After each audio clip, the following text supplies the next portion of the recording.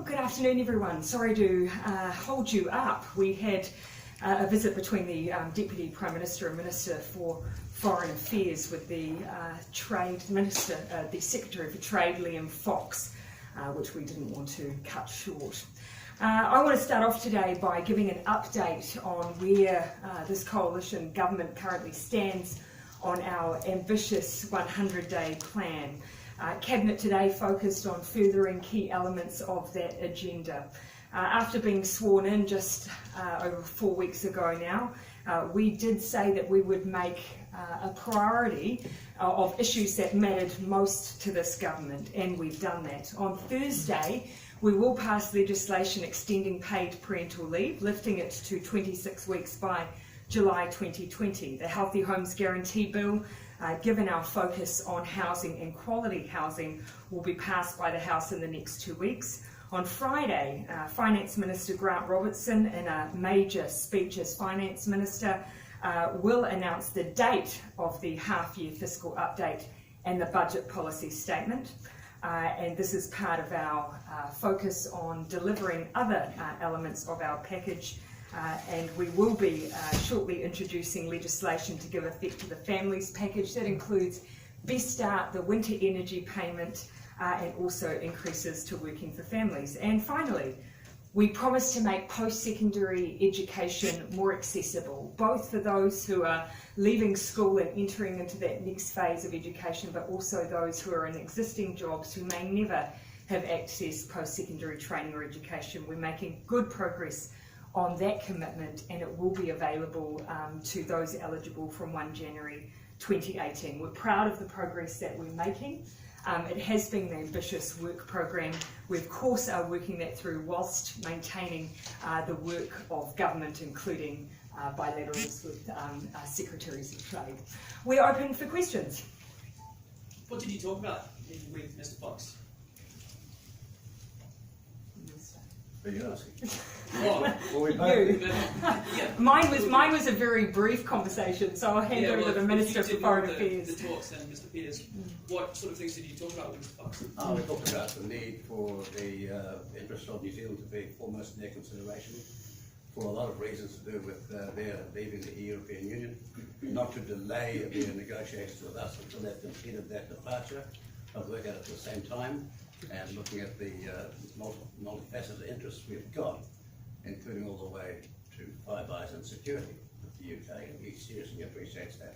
Did he bring up any concerns about some of the UK's sheep meat lobbies and things like that, in terms of New Zealand's sending land over there? Not with me, didn't know. But that is a concern that the UK has, right? Well, he didn't raise it with me, but he could have raised it with others. Let's ask David Parker, or you have to ask Damien O'Connor, Minister of Agriculture. Because the reason I asked is back in February, and the UK House of Commons, I think, was he actually specifically told the UK Labour Party that he would be raising it when he came here. So there was no talks of it whatsoever. No, I didn't say that. I said with me he did not raise it. I'm sorry, Prime Minister, but words do mean things. If you're asking me as to whether he raised it with me, no. Did he raise it with David Parker? He may well have, but you'll have to ask David Parker, the Honourable David Parker, and the Honourable David O'Connor when it comes to agriculture. But with me specifically on the foreign picture, no. Were you able to make any progress with him on New Zealand's reference to the WTO of the tariff quota arrangement that Britain and the EU have entered into, which New Zealand opposes? It's not been raised with me, but my expectation would be that the issue of quotas in the post-Brexit environment will of course been probably one of the main points of discussion. So is New Zealand still prepared to go as far as to block Britain from joining the WTO if that issue is not resolved? Look, at the moment it's about advocating New Zealand's position. That's what I think our focus is on, using diplomatic channels to do that. We've made the case very clearly that currently the way that the split has been proposed to us, it would disadvantage New Zealand. It's up to us to use diplomatic channels to raise that directly, and that's what we're doing. Prime Minister, why So suffice to say, Mr. Harman, that you would not go back to the UK with the same level of pessimism as murdered the Pollock article this morning. I can say we're making some serious progress on him having a better understanding of our needs. Prime Minister, why are you not releasing the coalition agreement between yourself? We did release the coalition agreement, and we were very clear in that agreement, both actually on the ways that we would work together, but also the agenda items that we as two parties have formally committed to. So in our minds, we absolutely have made public those things that we've made formal commitments to. What is On the the thing? 25th of October, Mr Peters, you said in response to a question about whether the 38-page addendum would be released, you said, and I quote, yes, it's going to be released at some point, but the reality is these are projects the Prime Minister will explain better than I. It's her responsibility to explain it. Why did you say they were going to be released? Should I, as a starting point, given that the Deputy Prime Minister made reference to me in that response, yes, of course, we made notes during the course of those discussions, including further areas that we may undertake some work. Were those things that we formally signed up to? They made it into the coalition agreement and they were released. We've committed ourselves to a piece of work and a policy piece of work. We've released that. Where there's more work to be done, that will be released at the time when we've reached a conclusion. Some issues will see the light of day, and at that point we'll make sure that people are absolutely clear that that was part of our conversation with New Zealand First, but others may not. There are constraints on us as a government, not least the financial constraints we're being left by this government. So there is still a lot of work to be done. So what exactly is Even as I was saying that, those 38 pages were being abbreviated down to 33 pages. And 33 pages is more accurate expression, actually. But the reality is, there's a lot of work to be done on some of those things. And if I give you just one example, or two examples, we believe that an issue put in your budgets, the per capita measurement of GDP, it's meaningless. People don't know where they're going forward, whether they're beating Australia, whether they're beating the first 7 or 8 countries in the world, or whether, as we have been the last 6 years, are being totally static in terms of our personal economic growth. So we agreed to put that in our future budgets, and that's been worked on. And we also agreed that the measurement on unemployment, the idea of saying that a person getting 1 hour's work a week means they're employed is, how shall I say it, without any sympathy, without any sense of reality, without any understanding of their personal circumstances. And we know we can do better than that, so we've agreed to actually work on those things. And when we've completed the work, we'll tell you what the outcome is. So Mr. Peters, is there a 33-page documented draft arrangement between Labor and New Zealand First that you are working from? As I've made clear, and as the Deputy Prime Minister is making clear, those things that we have formally committed ourselves to, those things that we have budgeted for and included space within our fiscal program for, have been publicly released and are publicly available.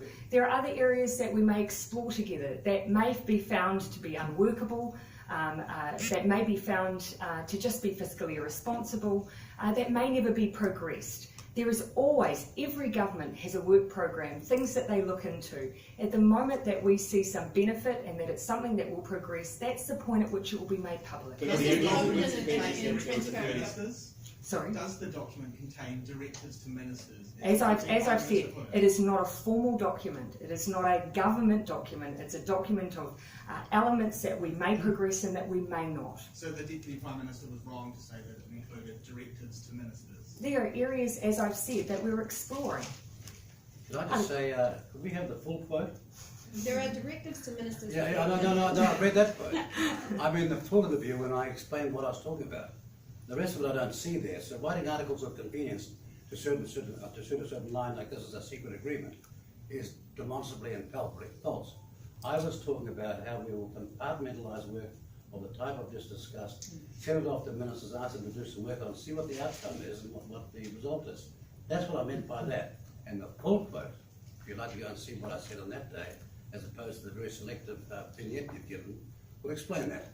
So please correct me if I'm wrong, but I understand that the response from the PMO to Newsroom was that the document was not in existence, or the official information was not in existence, and we've kind of just established that it is.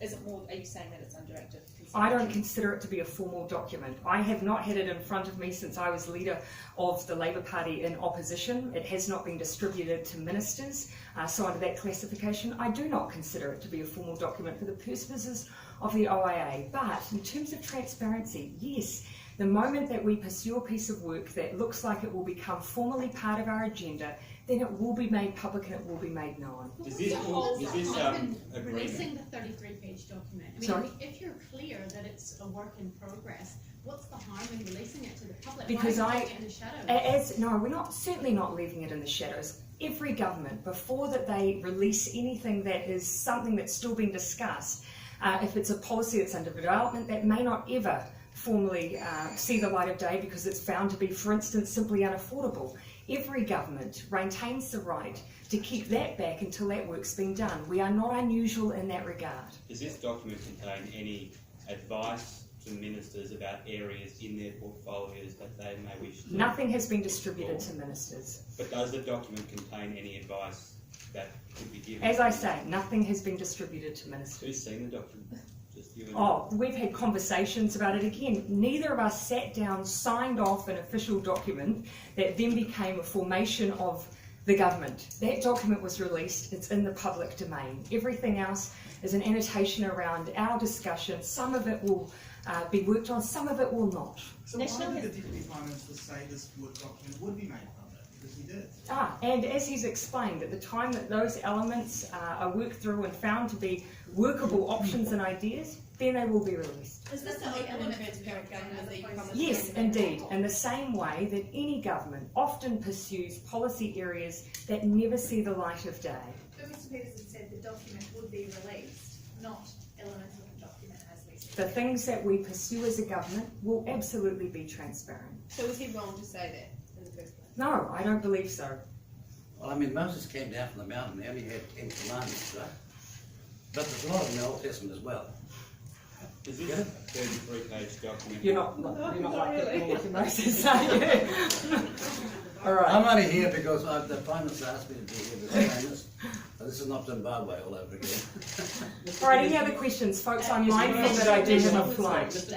National has lodged a membership bill to put their...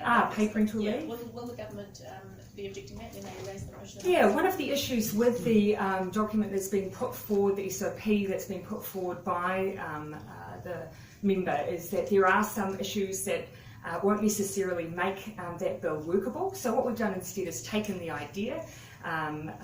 Minister Les Galloway is getting advice on it as we speak, and with the view of pursuing, as we've said, pursuing work in that area. But you don't want it to happen under National's name? Because this No, move would put certainly. it Look, through I have no doubt that at the time we are in a position to pursue it, there'll be given due credit to the opposition for that. I have no trouble with that. They certainly raised the idea with us. So credit where credit's due. The issue is that the SOP, as I understand, currently has some issues with it. The Members' Bill has some issues with it. I'd rather make sure that if we do this and when we do it properly. Sorry? Could that not be ironed out in select committee? Oh, certainly, but that's what we're looking at the moment. Actually, what shape does that amendment need to take in order for it to actually be workable? My advice currently is, in the current form, it wouldn't necessarily achieve the outcomes that the member wants. Will you be progressing the waka jumping bill in the next 4 weeks? Oh, we've made it one of our priorities. Certainly it's part of our 100-day agenda. I haven't checked in with the Leader of the House as to when he's scheduled that. Do you have the Green Party's support for that? Oh, look, I have an expectation that we'll have the support from our coalition and our support partners on that. And one of the reasons for that is that there's a lot of responsibility for the way that leaders themselves choose to organise their own parties.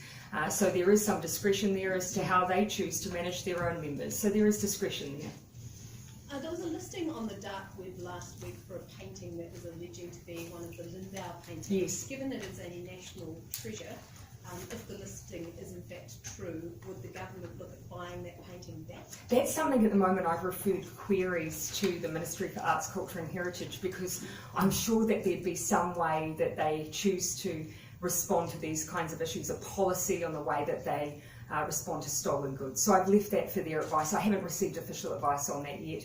It seems pretty bold for someone to list a stolen item and actually state that it's a stolen item the way that they have.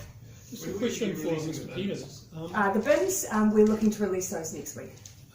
Mr Peters, going back to the Liam Fox visit, could you give us an example of those kind of issues that can be pursued in parallel with the Brexit negotiations that are going on between the UK and the EU, just to flesh out what you mean by saying that those preparations for a deal with the UK can proceed in parallel. Well, there's a massive preoccupation in the UK with respect to the departure from the European Union, and there's a total concentration on that. But all I'm saying is that we have got the skills, in both countries, and probably more in our country because of our experience with free trade arrangements, to get on with putting as much of the vehicle together as possible, whilst this other matter is being finalised. And that's what my question is. Give me an example of what you can start to put on the rails before Brexit is concluded. Well, I'd have thought the whole lot. That's the point. The whole lot of a deal with the UK can be negotiated before they have sorted out. I'm saying at the same time, that's my point. It's the point I made in 6 months before the 23rd of June referendum to leave the EU in the first place. I was making that speech over a year ago. Right, any other questions, folks? I've got to unfortunately depart for the airport. All right, thanks everyone.